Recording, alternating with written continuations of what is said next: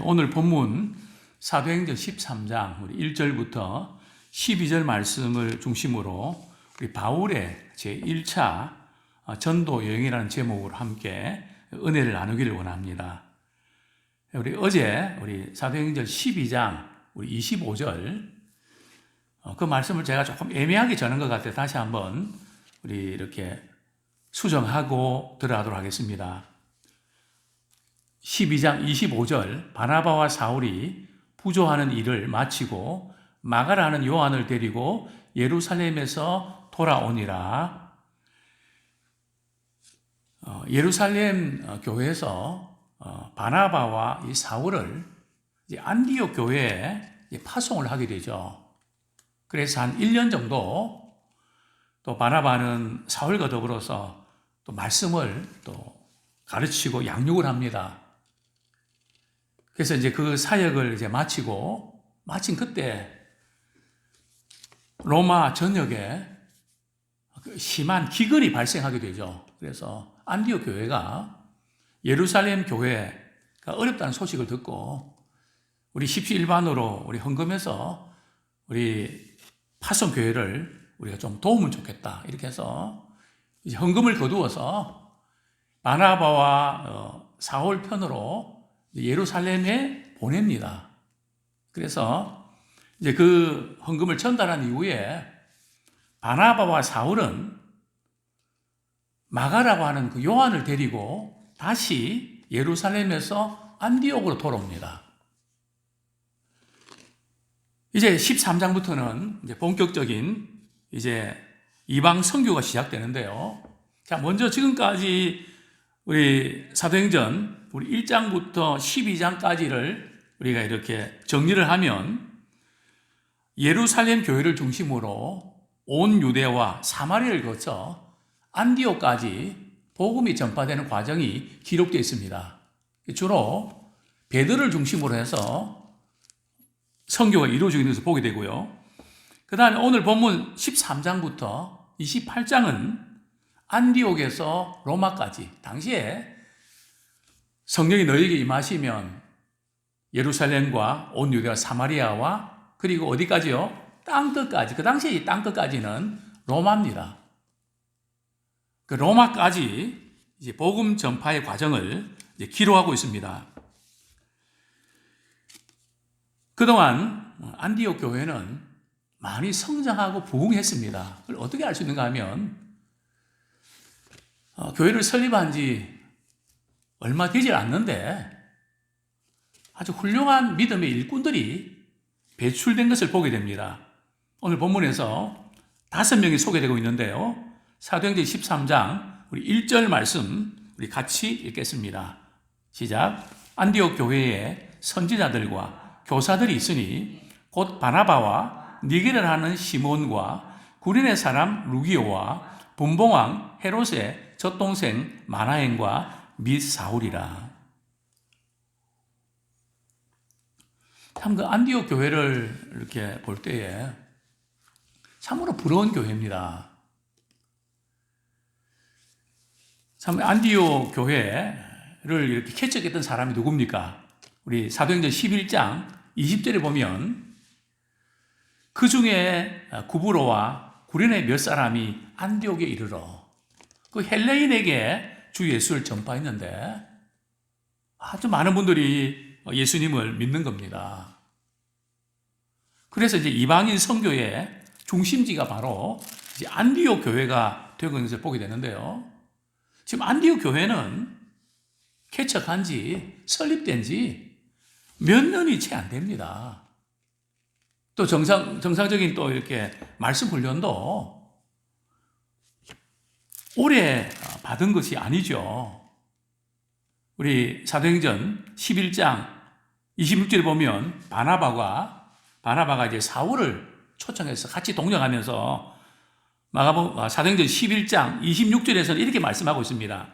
만남에 안디옥에 데리고 와서 둘이 교회에 1년간 모여있어 큰 무리를 가르쳤고 제자들이 안디옥에서 비로소 그리스도인이라는 일컬음을 받게 되었더라.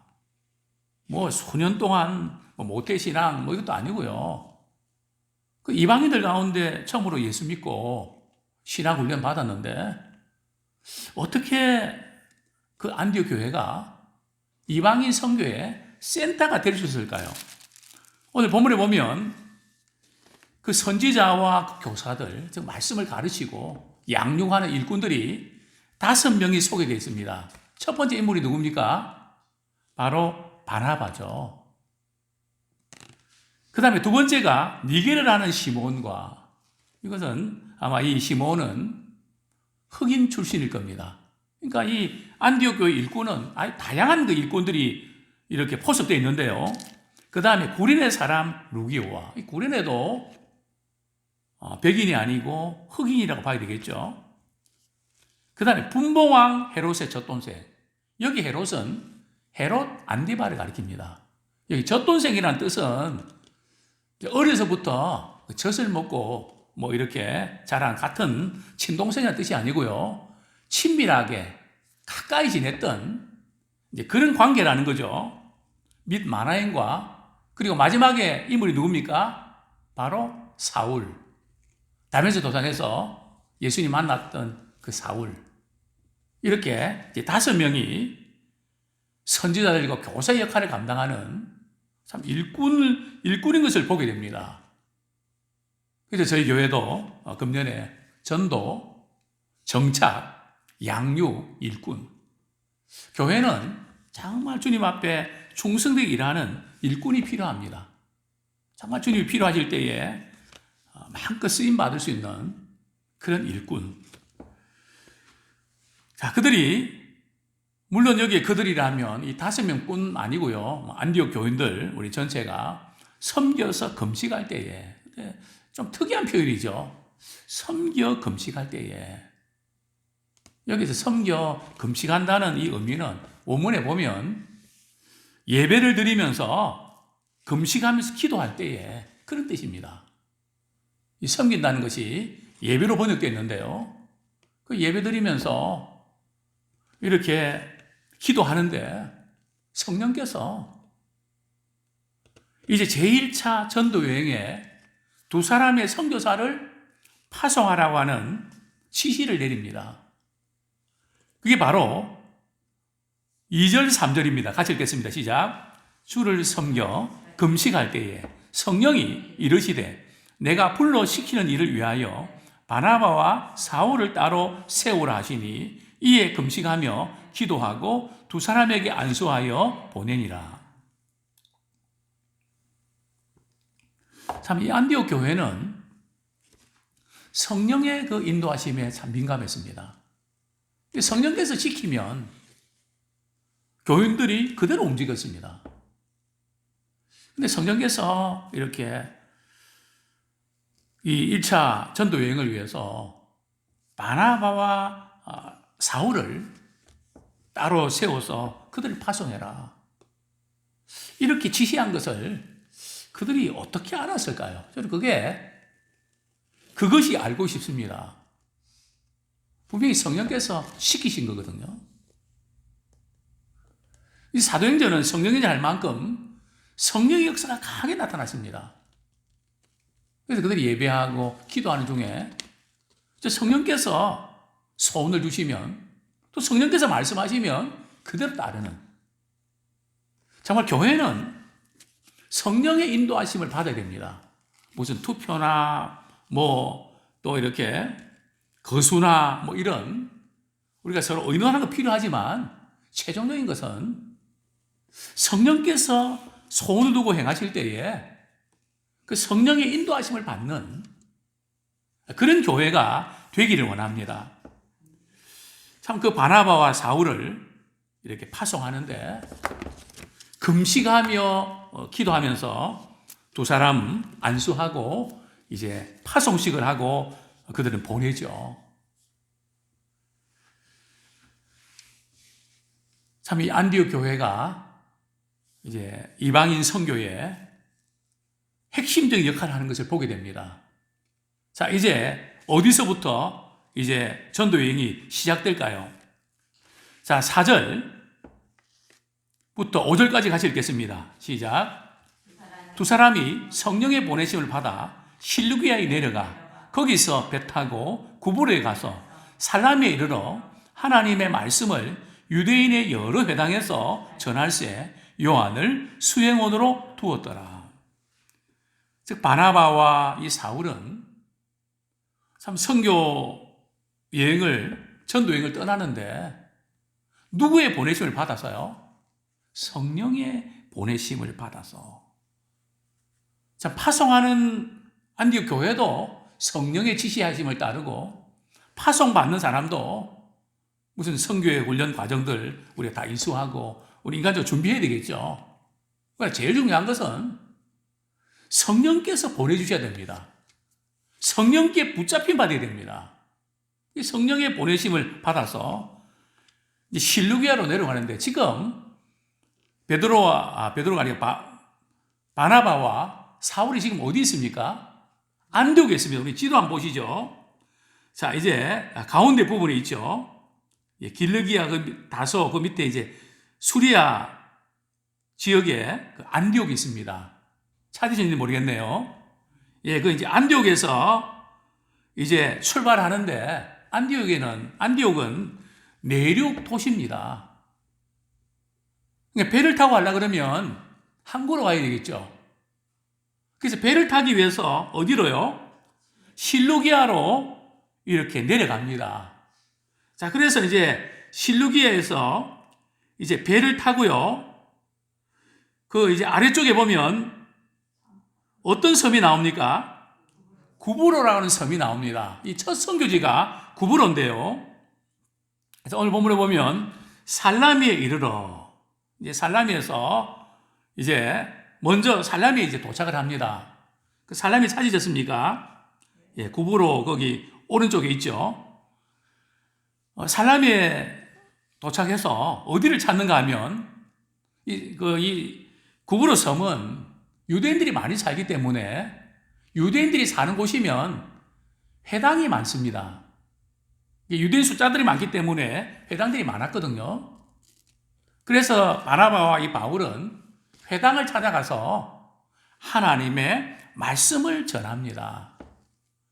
그때 수행원으로 누가 따라가죠? 마가라고 하는 요한이 이렇게 돕는 역할을 하게 됩니다. 여기서 우리가 볼 수 있는 부분은 바나바와 사울이 참 이방인 선교를 하지만 그들은 항상 선교할 때 주로 어디를 찾는지 아십니까? 바로 유대인의 회당을 찾았습니다. 회당이라 그러면 뭐 교회는 아니고요. 바벨론 포로 이후에 그들은 계속해서 흩어져 살았기 때문에 예루살렘 거기서 예배드리는 그런 일들은 거의 없었죠. 그들은 그때부터 모인 곳에서 회당을 만들어서 우리는 말하면 새마을 회관이 같은 데죠. 그래서 그들이 아마 이렇게 유대인들이 한 두 가정 정도 모이면 회당을 지을 수 있습니다.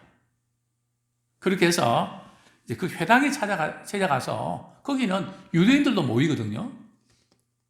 그러니까 하나님의 말씀을 전했지만 이방인들이 전했지만 그들은 유대인들 전도하는 것도 포기하지 않았음을 보게 됩니다. 물론 그 회당에 있는 유대인들을 핍박하고 그냥 회방하는 그 어려움도 대신 많이 겪어야만 했죠.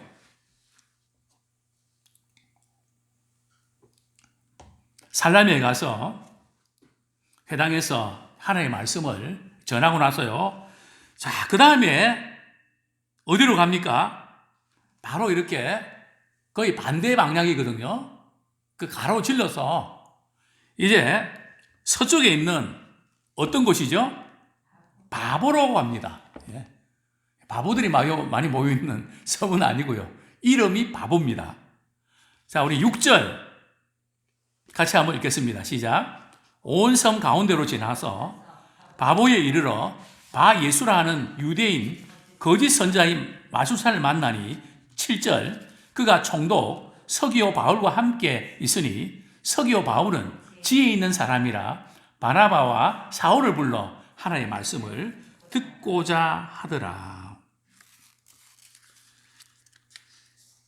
이제 살라미에서 이제 바보로 가게 되는데요. 이 지금 그 섬은 구브로 섬입니다. 먼저 여기서 우리가 조금 언급했으면 하는 것은 구브로 왜 첫 번째 선교지를 구브로 섬으로 갔을까요? 자, 구브로는 어떤 곳입니까? 우리 사도행전 11장 20절, 사도행전 11장 20절 같이 한번 읽겠습니다. 시작. 그 중에 구브로와 구린의 몇 사람이 안디옥에 이르러 헬라인에게도 말하여 주 예수를 전파하니. 그러니까 이 구브로에 있는 믿음의 사람들, 또 구브로 섬은 누구의 고향입니까? 바나바의 고향입니다. 그래서 지금 그 구브로 섬에 안디옥 교인들이 제법 많이 있었을 것입니다. 또 바나바의 고향이기도 하고요. 그래서 1차적으로 구브로 섬을 공략해서 선교하는 것을 보게 됩니다. 이제 바보라고 하는 섬에 도착을 했는데 거기서 두 사람을 만나게 되죠. 한 사람은 유대인이고 한 사람은 그 지역을 다스리는 로마의 총독입니다. 그 유대인은 누군가 하면 바예수라는 거짓 선지자입니다. 또 마술사이기도 하고요. 그리고 그와 같이 있던 사람이 누군가 하면 바보 지역을 통치하는 로마의 총독 서기오 바울입니다. 우리가 말하는 그 바울이 아니고요. 그러니까 이 지금 마술사는 이 총독의 보호할이 있다는 거죠. 그만큼 신임을 얻고 인정을 받았음을 보게 됩니다. 그런데 이 지금 서기오 바울은 굉장히 하나님의 말씀에 대해서 좀 알고 싶었습니다. 그래서 바나바와 사울이 왔다고 하니까 하나님의 말씀을 듣고 싶어서 바나바와 사울을 초청을 합니다. 그게 바로 7절에 그가 총독 서기오 바울과 함께 있으니 서기오 바울은 지혜 있는 사람이라. 그래서 로마 총독이니까요. 상당히 센스가 있단 말이죠. 그래서 바나바와 사울이 말하는 하나님의 말씀을 한번 들어보자. 자, 문제는 이 마술을 부리고 사탄의 도구로 점도 치고 알아맞히고 이러면서 총독의 그런 보호도 받았는데 이제는 큰일 났죠. 왜냐하면 영적으로는 실체가 폭로됩니다. 벌써 이게 지금 문제가 생기겠구나. 그래서 우리가 어떤 사람은 하나님의 말씀을 들으려고 하는데 영적으로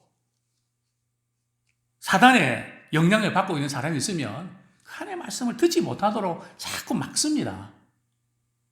이 핑계 저 핑계 대면서 자꾸 하나님의 말씀 듣지 못하도록 방해한단 말이죠. 왜냐하면 영적인 세계는 반드시 방해 공작이 들어갑니다. 8절 같이 한번 읽겠습니다. 이 마술사 엘루마는 이 이름을 번역하면 마술사라. 그들을 대적하여 총독으로 믿지 못하게 힘쓰니. 이 마술사의 이름은 엘루마입니다. 또 그 번역하면 또 마술사인데요. 엘루마는 바나바와 사울이 자기가 모시는 총독 서기오 바울에게 하나님의 말씀을 전한다고 하니까 그걸 듣지 못하도록 방해한다는 거죠. 그래서 믿으면 안 되니까 말씀을 듣지 못하도록 막아선단 말이죠. 그래서 우리가 이렇게 한 사람을 전도할 때 교회 몇 시에 만납시다 약속을 해도 자꾸 틀어지는 이유가 뭔가 하면 물론 그 사람의 개인적인 사정이 생겨서 그럴 수도 있지만 영적인 차원에서 본다면 하나님의 말씀을 듣지 못하도록 자꾸 방해하는 공작이 있습니다. 말씀을 듣지 못하도록, 말씀 들으면 믿음이 생기면 자기 영적 실체가 폭로가 되니까, 그래서 방해를 하는 거죠. 그래서 우리가 한 사람을 전도할 때에 참 부단한 섬김도 필요하고 끝까지 이렇게 안내하고 또 섬기는 그런 일들이 있어야 돼요. 왜냐하면 방해가 있기 때문에 그냥 알아서 나오라 그러면 잘 못 나오죠. 어쨌든 이 마술사는 그 총독이 믿지 못하도록 방해하는 것을 보게 됩니다. 9절 말씀부터 11절까지 한번 같이 읽겠습니다. 시작. 바울이라고 하는 사울이 성령이 충만하여 그를 주목하고 이르되 모든 거짓과 악행이 가득한 자요 마귀의 자식이요 모든 의의 원수요 주의 바른 길을 굳게 하기를 그치지 아니하겠느냐.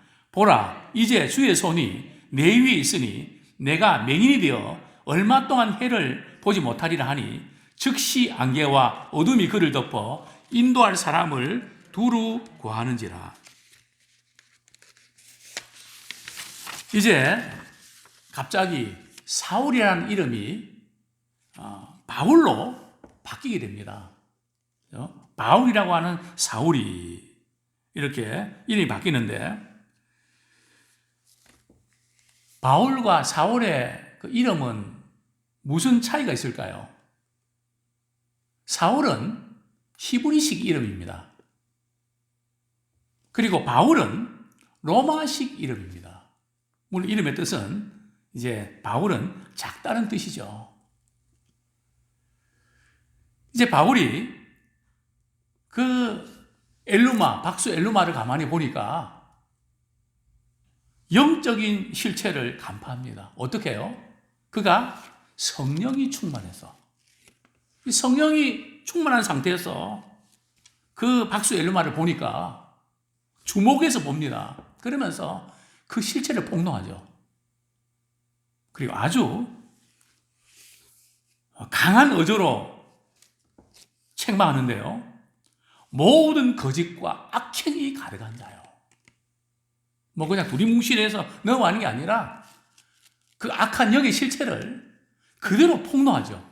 거짓과 악행이 가득하고, 또 누구의 자식이라고요? 마귀의 자식이다. 모든 의의 원수다. 그 의로운 것은 꼴을 못 보는 불의를 자행하는 의의 원수다. 그리고 주의 바른 길을 굳게 하는, 주님께서 바른 길을 이렇게 인도하는데 그것을 자꾸 굳게 해서 믿지 못하게 만들고 실족해 만드는, 그거 그치지 않겠냐 그러면서 책망을 합니다. 그 영을 향해서 책망을 하는 거죠. 보라 이제 주의 손이 내 위에 있어서 내가 며칠 동안 맹인이 될 거다. 해를 보지 못할 거다. 그러니까 즉시 안개와 어둠이 그를 덮어서 혼자 길을 걷지 못하고 사람의 손을 잡아야 어디를 갈 수 있는 참 거짓 선지자의 비참한 말로를 보게 됩니다. 그러나 이 총독은 모르니까, 바예수라 그러면 이름 뜻은 예수의 아들이라는 뜻이거든요. 바예수라고 하는 그걸 번역하면 예수의 아들이다. 이건 정말 이 하나님의 계시를 받은 사람이다. 뭐 그런 뜻이죠. 그렇게 해서 많은 사람을 속이고 자기 유익을 취했는데 바울 앞에서 자신의 영적 실체가 이제 폭로되는 것을 우리가 보게 됩니다.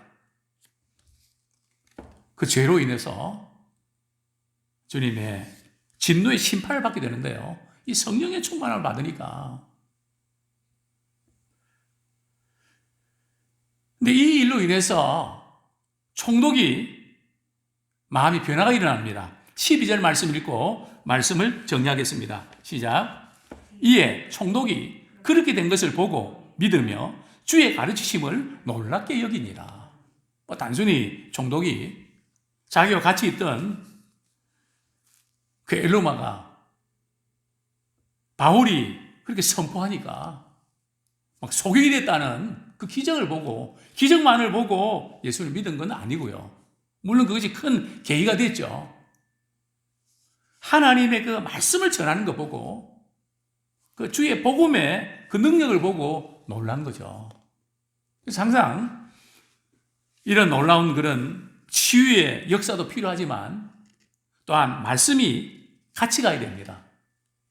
치유만 받아서 고침받는 사람들은 나중에 지나고 나면 그거로 끝날 가능성이 많습니다. 그래서 항상 우리 주님은 병자를 고치실 때에 내 믿음이 너를 구원했다.